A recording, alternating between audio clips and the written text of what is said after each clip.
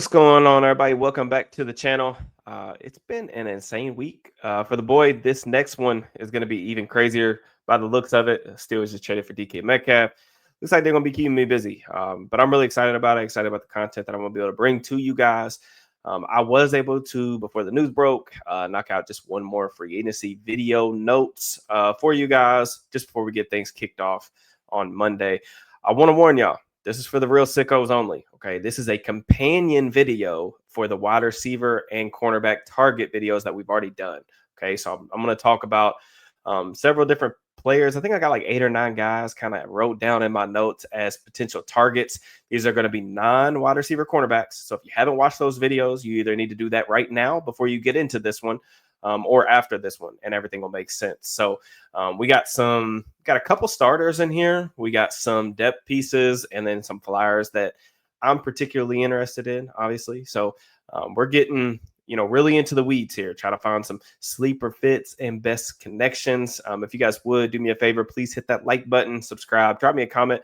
All that stuff is greatly appreciated. It's going to be a big week for the channel, so you want to make sure that you're you're hitting that bell. Make sure you're notified when I go live and everything else. But first things first, targets. Let's talk about some interior defensive linemen. We're going to be talking about Tershawn Wharton for the Chiefs. Defensive end, turns 27 years old in July.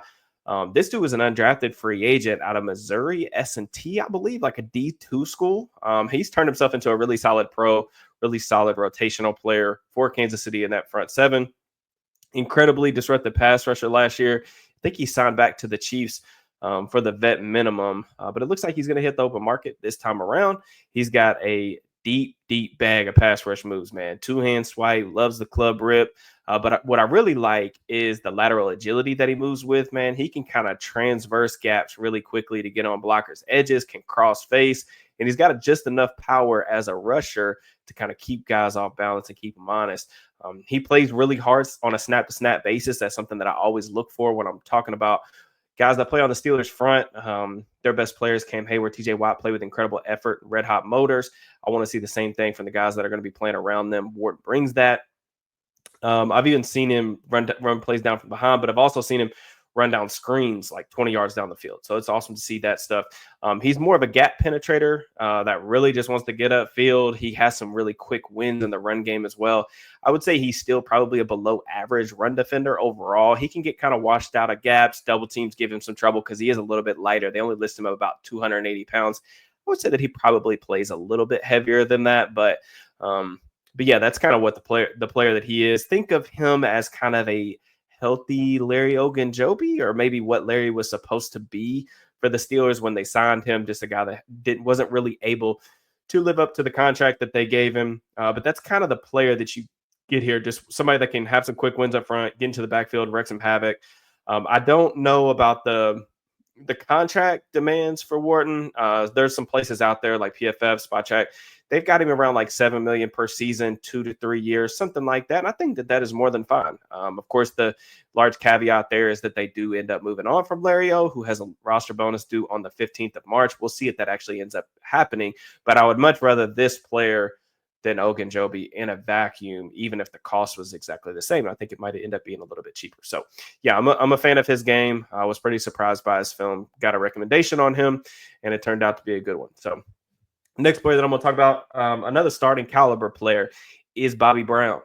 Nose tackle, defensive tackle from the Los Angeles Rams. Turns 25 years old in training camp. This is still a really, really young dude, but he's already a really good player. He's a former 4th-round pick. He tested like a complete freak show at the combine, a 9.82 relative athletic score, 6'4", 324 pounds. He's a big fella. Brown's a very good run defender. He has a really good first step off the ball. He stays low when coming off the ball, plays with really good leverage, makes first significant contact on blockers. He's got good hand placement in the run game, very strong in his upper body, can toss blockers aside. He's a really reliable tackler. I don't even know if he missed a tackle last season at all. He's played in even and odd fronts. He's played up and down the line as a run defender. He would be probably a nose tackle, I would say for sure, in Pittsburgh, but it would give them the ability to move Keanu Benton out to 3-tech. That is where I think his best home is and where he could be able to reach his full potential. So I would be a fan of that. And it seems like that's something that they're actually interested in doing as well. So despite being a really good athlete, there is no pass rush production whatsoever. I mean, I'm saying like no flashes, no disruption whatsoever. So you just have to understand that this is what this is. In free agency, you can find these run plugger types typically for pretty cheap. That's what Brown is. There's a lot of other guys on this on the market that I think would potentially interest them. He's just the youngest, so that's the one that I picked. I also kind of thought about Roy Lopez from the Arizona Cardinals. I thought he really stood out to me a couple times when watching live. Got to his film. I like him as a player, but then I started seeing some of the projections for him were a lot more costly. I couldn't find a projection for Bobby Brown. So I'm assuming that it's going to be pretty cheap, especially with the lack of pass rush production. But he is somebody that I think I would gladly sign to a multi-year contract to come in and say, you're playing first down, you're going to sit in the A gap, and you're going to eat up double team, stop the run for us. And he's going to do that. So I like him as a role player. These next guys that I'm going to talk about, we're going to kind of get into because, ideally, I know everybody wants to sign the big names, and I do think that the Steelers are going to end up signing a wide receiver and a cornerback starting player in free agency. Well, they've already traded for a starting caliber wide receiver. Let me rephrase that. But they are going to also probably sign a starting corner in free agency, but you're going to still have to fill out the roster for depth, guys that can come and compete, play their role, or like push the starters, right? And the next guy that I really wanted to talk about is Jedrick Wills. He's a left tackle from the Browns, former top 10 draft pick. He's turns 26 years old this year. Look, the last 2 years been plagued by injuries, just overall inconsistent play to say the least. But there was a time in 2022 where I think this dude looked like he was developing into a very solid left tackle, especially in pass protection. I like this move for a couple different reasons. One, finding tackles in the NFL is one of the most difficult things aside from finding quarterbacks that you can even imagine, right? So that's one of the things that you got to keep in mind here. But Wills has, started 57 career games at left tackle. That's what you like. But also, another thing about that is like he played right tackle in college. So there's some swing versatility there. There's enough range in his pass sets to take away speed rushers on the high side. He can be a bit vulnerable to like inside counters and inside moves because it was oftentimes overset. He is really athletic. He's athletic enough to execute like backside cutoffs. He can also get to the second level. There's also potential for him as a puller. The Steelers don't pull their tackles a lot, but he can do it. I know everybody's excited about Broderick Jones getting to play at left tackle, maybe his more natural position. Totally understand that. Broderick to me was always going to be a 3-year project. But having said that, there's been a lack of development in his regard too. So I want another, if I can get it, proven option on the roster in the event that things go sideways out the gate in year 3, right? Like it's not, I know it happened a little bit a while ago, but Broderick was benched before the first month of the season was over with last year. And I want to have some type of fail-safe option just in case that, needs to happen again. He's probably going to take a prove it deal, maybe like 1 year, 3-4 million. He can come in, he can be the swing tackle. You have decent, at least playable insurance. I definitely prefer him than a guy like Calvin Anderson, who's not going to, you're not going to have to pay out of the wazoo for him. The next guy that I'll also say, if you wanted to go a different route in terms of like offensive line depth, another guy that I think I like is Evan Brown. He was a guard. He's been around the block over the last several years. He filled in at center several years ago for Frank Ragnow, and then they shifted him over to guard. So he's played right guard, and then he played center, I think, in 2022 for the Seahawks. And then last year, or 2023 for the Seahawks, and then last year he played left guard for the Arizona Cardinals. So this dude has like interior versatility. He can play all around the line. He's got pretty good, I would say like pretty good athleticism. He tested pretty well coming out. He's only like 28 years old, just a lot of snaps and a lot of experience. He would be the perfect type of player to come in, and you can have him in a competition with Mason McCormick if you don't want to just straight up like hand him the job. Ideally, the best case scenario there is McCormick beats him out, and you've got an interior backup that can also snap the ball. So you have kind of killed 2 birds with 1 stone, if you will. In that regard. The Browns, like I said, he's a pretty good athlete, solid run defender. One of the things I found out, which I don't even know, this kind of almost seems too good to be true, but about Brown is that he was 4th. He had the 4th lowest pressure rate among left guards with 200 snaps last season, according to Next Gen Stats, like 4.2%. So pretty reliable there. I watched some of his cut-ups, and the things that I found with him that gave him trouble was occasionally just like better players, kind of like the Dan Moore thing, like better players kind of had their way with him. Leonard Williams gave him a little bit of a hard time last year, but such is life, right? Like we're talking about a guy who ideally is like your fifth best starter on an offensive line, but quality depth. And I think that that's what he kind of provides you. Now we're getting into the weeds, right? So we've got a situation here. Najee Harris probably going to walk in free agency. I would imagine that he's going to get quite a nice little bag, right? So the Steelers moving to outside zone. Jaylen Warren's going to be back as a restricted free agent, or maybe they sign him to a short-term deal, but still need a capable outside zone runner. Trying to find those on the cheap isn't as easy now as it was many moons ago. But one of the guys that I kind of liked was Elijah Mitchell from the Niners. The reason why Mitchell's available is like he's really struggled to stay healthy, right? This running back class is loaded, but at the same time, like you're going to have to find some vets to take into camp with you. There's not really a ton on the roster right now. Cordell Patterson's a guy that I definitely see a hard time with him being on the 53 next year just because of how bad he was as a kick returner and how much he struggled after he got back from injury as a tailback. But Mitchell, a lot of experience in the Arthur Smith patented toss play outside zone stretch to the perimeter.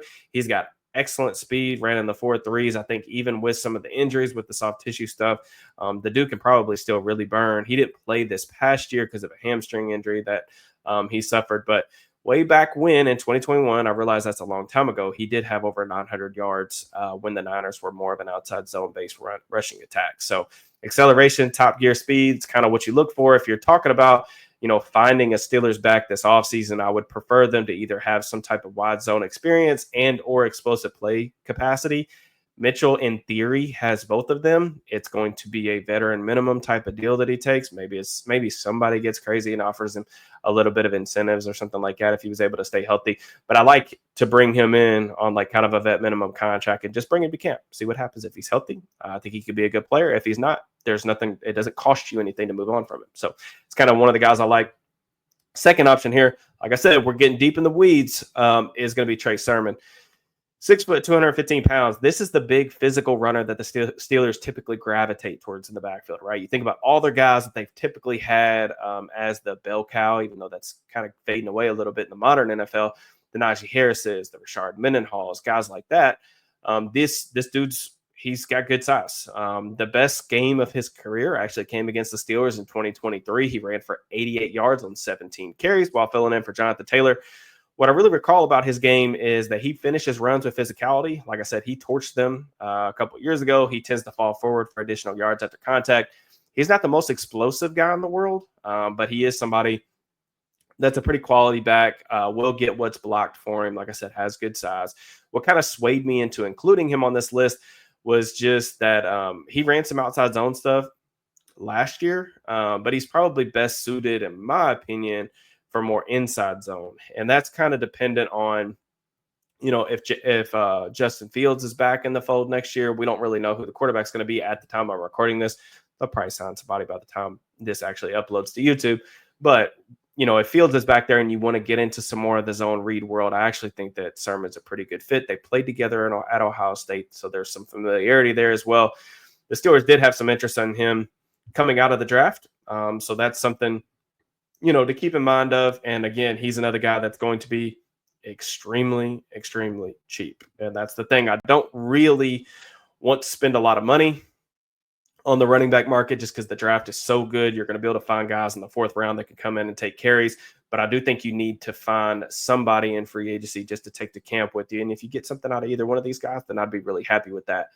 Next guy I want to talk about is a quarterback, actually. Because regardless of what the Steelers do at starter, whether it's Justin Fields, Russell Wilson, Sam Darnold, insert player here, they're going to need a backup. And one of the guys that I think makes a little bit of sense is Desmond Ridder. Now, I know everybody's going to roll their eyes, and it's because Desmond Ridder was not all that great with the Falcons. Completely understand that. But you got to understand there's some scheme familiarity there. He's also kind of bounced around a little bit on some different teams since things kind of flamed out in Atlanta and they went a different direction. When Arthur Smith was the head coach for the Falcons, they selected Ridder in the 3rd round. So it's clear that there are elements of his game that he thought would be good fits in his offense. Ridder hasn't been a complete catastrophe in the pros. And I know that the lows have been really, really low because he's turned the ball over, put the ball in harm's way far too often. But even in 2023, which he didn't play all that well, he was still 15th in the NFL in success rate. He was 25th in EPA per play because of the turnovers. But in terms of like down to down, things were actually pretty good. It's just about avoiding those negatives. He is a good athlete. He's got an above average arm. He will throw with anticipation. He'll throw over the middle of the field. So there are elements that I think make sense in this type of offense. He's got experience getting under center, taking snaps, things like that. So those are good things. And he's mobile enough in the red zone that you can use his athleticism. Now, if it's Fields that's back, I think his skill set obviously mirrors that. You heard Art Rooney talk about, wanting to have multiple style quarterbacks in the room, or familiar style quarterbacks, I should say, in the quarterback room. It just makes it easier so that you don't have to overhaul your complete offense like you kind of had to last year between Russ and Justin, just because they're so different of athletes at this stage in their career. But I do think that Ridder, for the cheap, could come in and be, your 2nd or 3rd string guy, depending on who you draft or whatever. Ridder's a great dude, really high character guy. The Steelers scouted him extensively coming out of Cincinnati. They were at all the big wigs were at the pro day, Khan, Tomlin included. I was there, so I saw them talking to Ridder afterwards. So they're going to be familiar with him. I think, for the cheap, it's going to cost you basically nothing for a guy that's already played in the league. I think it's a fine signing. And then, lastly, I've got two other guys that I want to talk about. One is John Bates, tight end from Washington. This is a guy that I low-key like, man. I actually was kind of searching for a 3rd tight end. Bates played about 45% of the snaps last season for Washington. And I totally think that there's probably a team out there that will make him their tight end too. And he'll probably, want to go somewhere that he can play a little bit more. But the Steelers used multi-tight end sets last year on like 46% of their snaps. And then they played 13 personnel, which is 1 back, 3 tight ends, on like 17% of their snaps. That was actually the 2nd most in the entire league. So there is playing time available for this. So not only is the depth important at the position, they actually play all 3 tight ends on the field at the same time. I just think that this dude's one of the best run blockers in the league. He's an excellent kind of split flow blocker. He isn't afraid to put his body on the line. He has good size, good lash and sustainability in the run game. He can wash defensive ends down the line. He can also hold his own 1v1 versus an edge rusher, which is not something that all tight ends are capable of doing. He's not much of a passing threat. I think he's been around 100 receiving yards over the past couple of years. Mostly when he's in the game on passing downs, they're basically just leaving him in to kind of chip and release. He's a more than willing pass blocker. So I like that fit too. So I think from a technical perspective, he can honestly work with Darnell and get him a little bit more refined in terms of hand placement, how to play with better leverage and things like that. It could be beneficial there, but he just gives you a really nice 3rd tight end. And I think if the cost isn't very much, I would love to get him in there just for depth, but also because, if you really want to run the ball in 13 personnel, have a better blocker than a guy like Pruitt, or, Hayward's not really a true tight end in my opinion. So I think he kind of makes some sense. And then lastly, the guy that I wanted to talk about was a safety with the Damontae Kazee hitting free agency. I'm not really sure if he's going to be back or not. There's always that chance. But this guy was actually coached by new defensive backs coach Gerald Alexander at California many years ago. It's Ashton Davis, former 3rd round pick, played for the Jets. He's got pretty good range as a center fielder, has shown the ability to take the football away. This dude has 8 career interceptions, forced 3 forced fumbles just 2 years ago. So he's played free safety, he's played box safety. He's even played a little bit in the slot. So I like the versatility there. He's an excellent athlete as well. He's a 4-phase special teams guy over the past 3 seasons, so he can give you some contributions there. I think he had 10 special teams tackles 2 years ago. That was one of the reasons they brought him back on a 1-year deal, but he is still on the market right now. Plays with some fire to him. He will come down, occasionally bring the boom as a tackler. Like I said, overall, a good athlete and someone that I think I would like to have in the black and gold for the cheap. just because, always got to make sure that you have enough guys in the back end, especially guys like this who can play box, but they can also play split fields or center field safety, split field safety roles and things like that. I just think it makes a lot of sense. The Steelers are going to have, Minkah and Elliott as their 1 and 2, but even last year we saw KZ get on the field in passing downs, and I think Davis could do the same thing, could carve out a role in some situational packages on passing downs and things like that. So that is a lot of names that I mentioned. Hopefully you guys enjoy the video. I am really excited about free agency, bringing you guys as good a content as I possibly can. Let me know if there's anything else that you guys want to see. Also, I'm curious on your all's thoughts on the DK Metcalf deal. You a fan? You like it? Questions, comments, concerns, let me know. I will be back probably at some time in the next 24, 48 hours with the DK film room, and we'll have everything free agency related up on the channel throughout the week. I will holler at you guys next time. Peace and love.